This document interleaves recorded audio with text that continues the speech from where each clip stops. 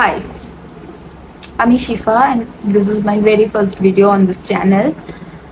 আমি লিটারালি জানি না and very anxious যে কি করব, আমি লিটারালি জানি না যে কি করব and আমি প্রায় 2 মাস ধরে ভাবছি যে আমি একটা চ্যানেল খুলবো, বাট আমি ভাবছিলাম কন্টেন্ট কি হবে।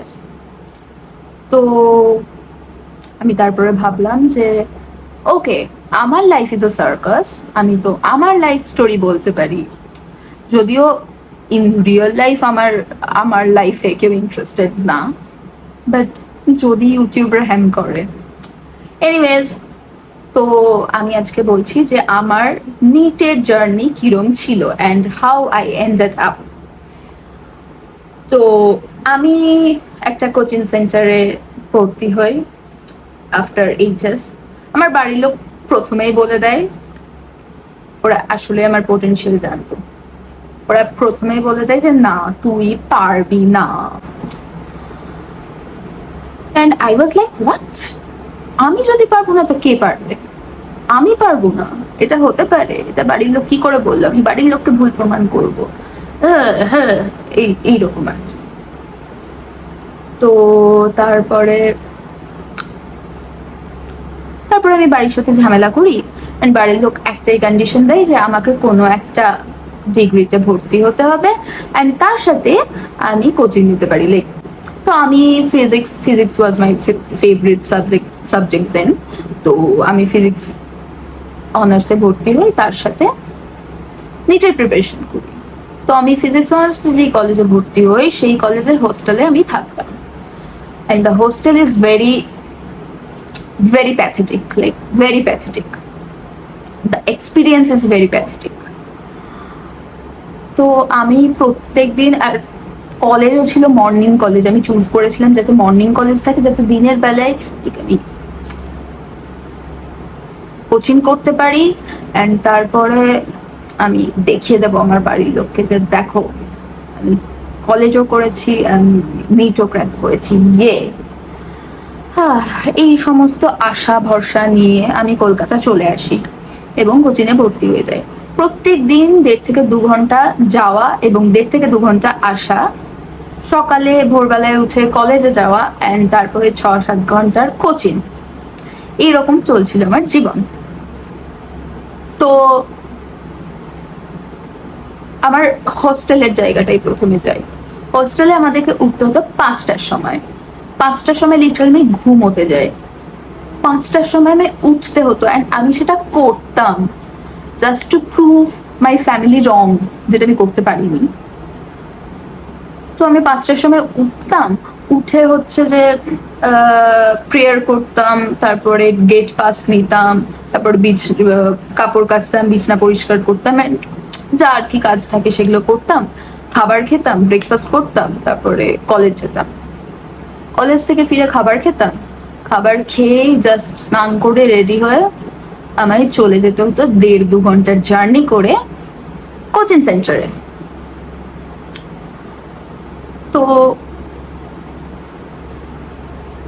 আমার একদমই ভালো লাগতো না, like most of them are non Bengali. তো আমি আর আমার হিন্দি সেই সময় খুব একটা ভালো ছিল না।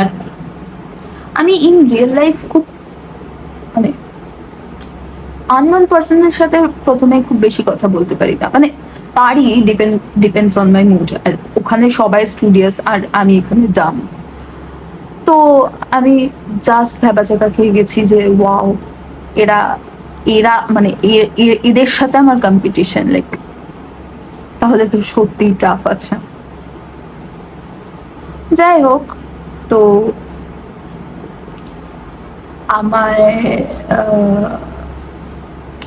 আমি একদিন ক্লাসে যাই, সেদিন জন্মাষ্টমী ছিল। তো ফার্স্ট ক্লাসটা কোনো রকম কষ্ট করে আমি করি। সেকেন্ড ক্লাসে একজন স্যার আছে, নেম হিম অর্ণব স্যার। তো অর্ণব স্যার ক্লাসে আসেন এবং আমাদের ক্লাস নিতে শুরু করেন। তো স্যার একটু ইয়ং এজের ছিল অ্যান্ড খুব ভালো পড়াতো। তো একটা ছেলে তখন আসে, এসে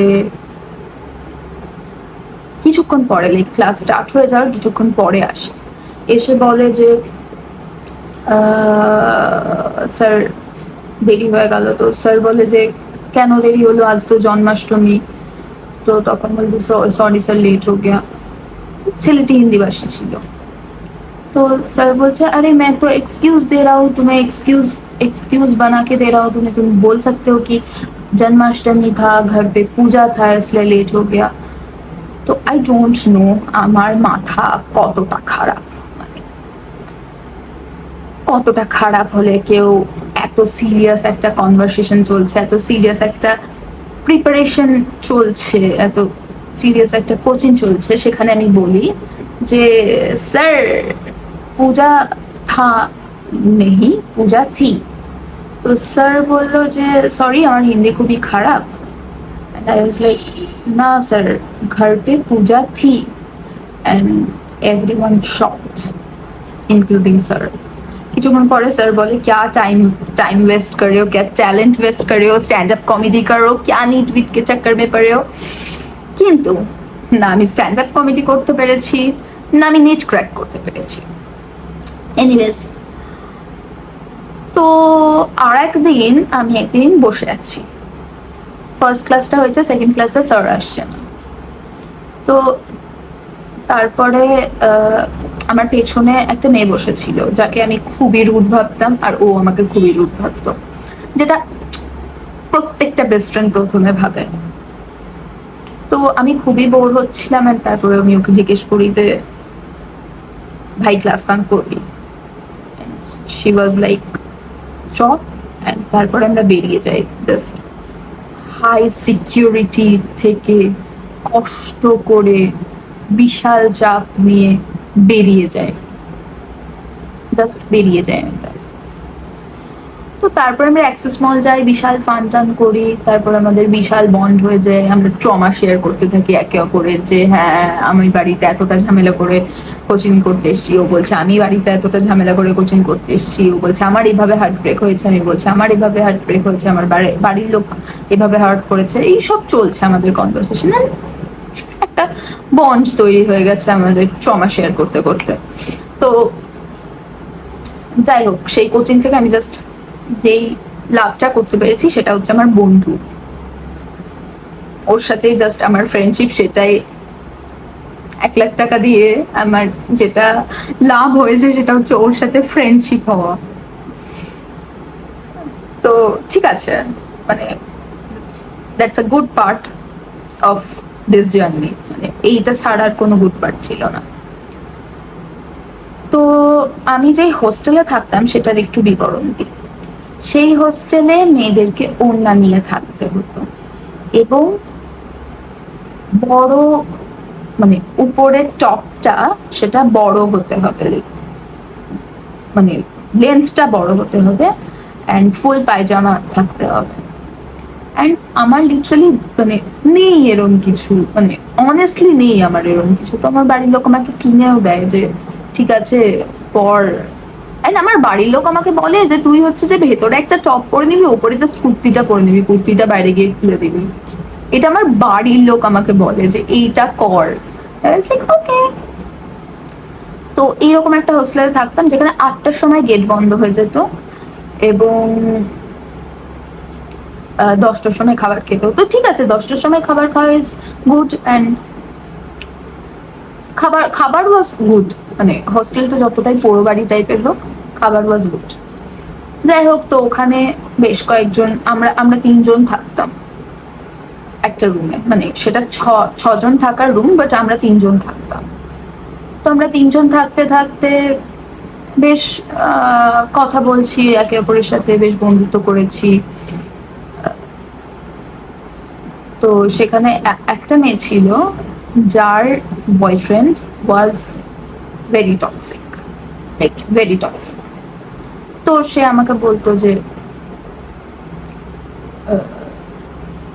আজ এটা করেছে, কাল ওটা করেছে, and I was like what, মানে বেসিক হিউম্যান রাইট ভাই এটা তোর, যে তুই ব্রেকআপ করে নিবি।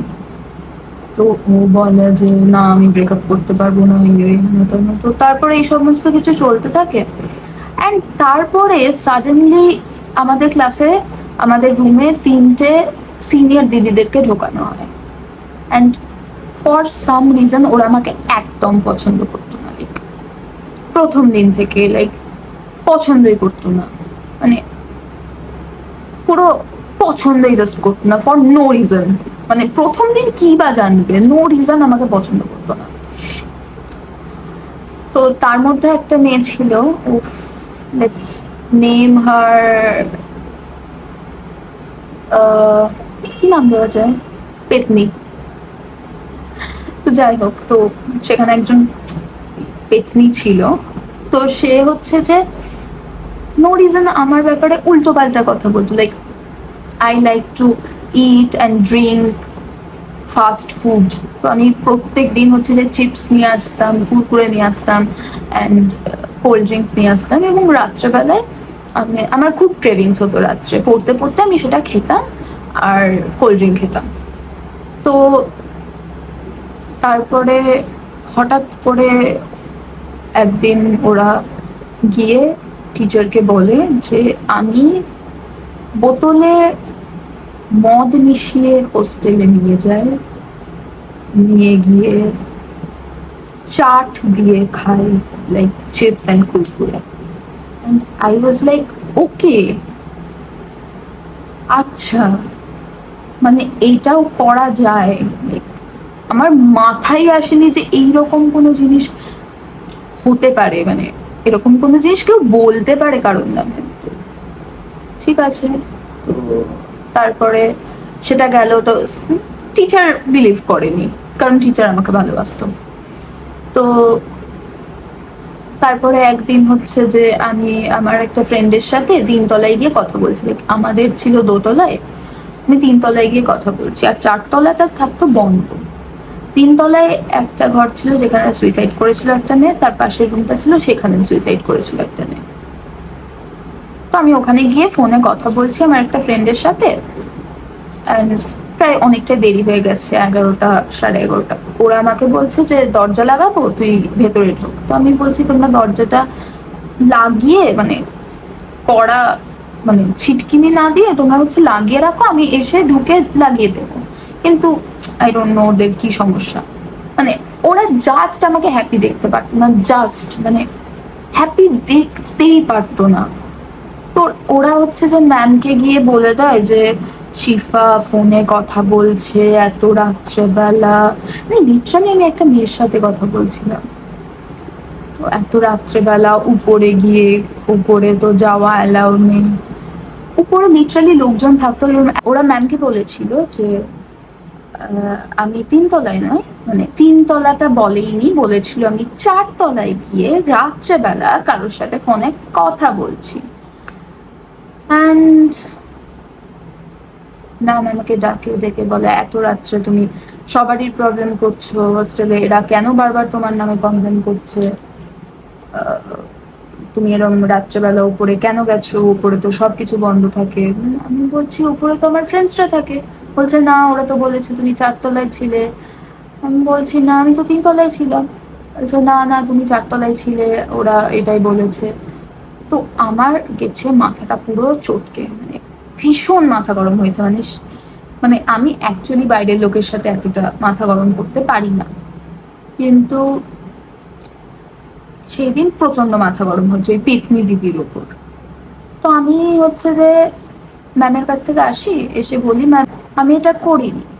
অ্যান্ড তারপরে আমার ওই প্রচন্ড মাথা গরম নিয়ে, মানে আমি এতদিন সহ্য করতাম ওরা আমার নামে এত বুলশিট বলেছে, বাট ঠিক আছে, আমি ভাবতাম কি বা ঝগড়া করব, 1 বছর পর তো নিট পেয়ে যাব, আমি ছেড়ে দেব, এই হোস্টেলে থাকবো না, এদের কোনোদিনও দেখতে হবে না অ্যান্ড অল।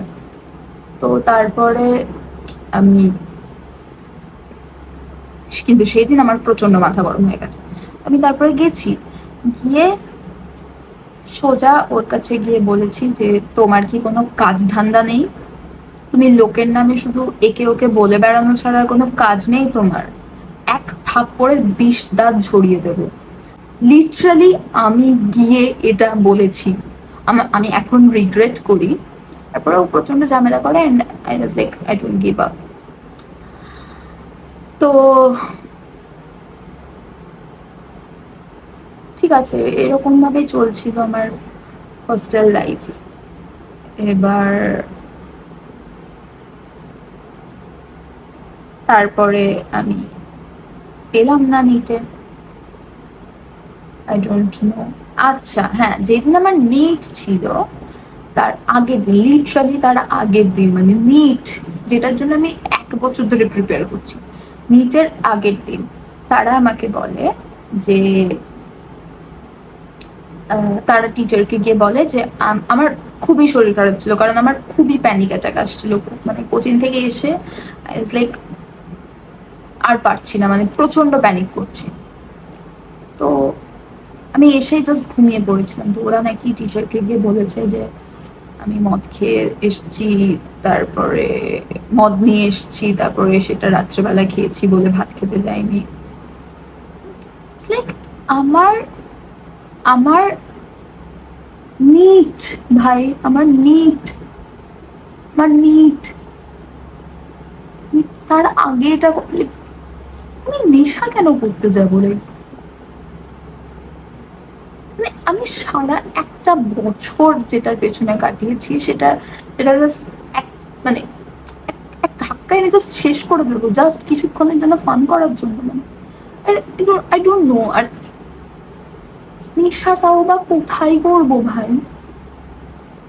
নেশা ইজ ভেরি এক্সপেন্সিভ থিং, মানে আমি তখন অত টাকা, এখনো অত টাকা আমার কাছে থাকে না যে আমি নেশা করবো। তো তো হ্যাঁ এক্স্যাক্টলি, আমি নেশাটা কোথায় করব? তো ওরা বলে যে আমি পাঞ্চ করে নিয়ে এসেছি, ঠিক আছে, তারপর খাবো। তো তারপরে এইভাবে গেল। তারপর আমি নেট দিলাম। নেট নেট দেওয়ার আগে আমি ডাব্লিউবিজেই দিয়েছিলাম।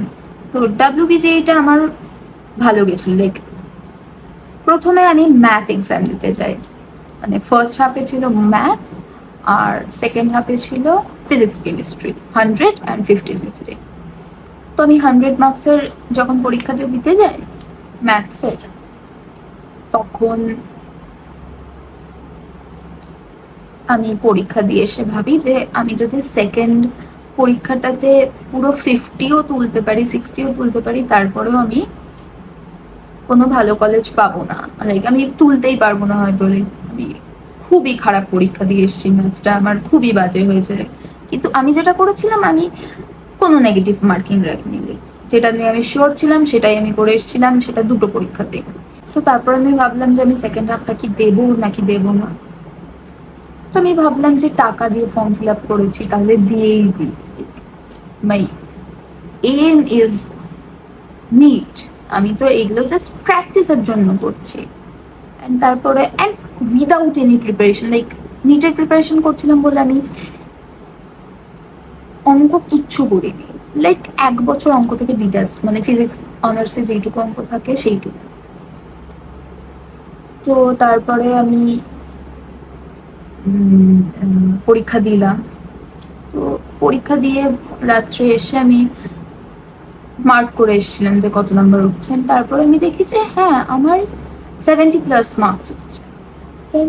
যে ভালো কলেজে পেতে গেলে, ভালো ব্রাঞ্চে পেতে গেলে কি লাগে, কি বৃত্তান্ত, আমি তখন কিচ্ছু জানতাম না। মানে আমি ভাবছি ঠিক আছে, 200-তে 70 মার্কস আসা লাইক খুবই খারাপ, 35%। ওকে। তো তারপরে আমি হচ্ছে যে নিট দিতে যাই সেই দিন, এই এত ঝামেলার পরে সে পরের দিন নিট দিতে যাই। এবার নিট আমার পড়েছিল ব্যারাকপুরে সেন্টার। তো আমার বাড়ির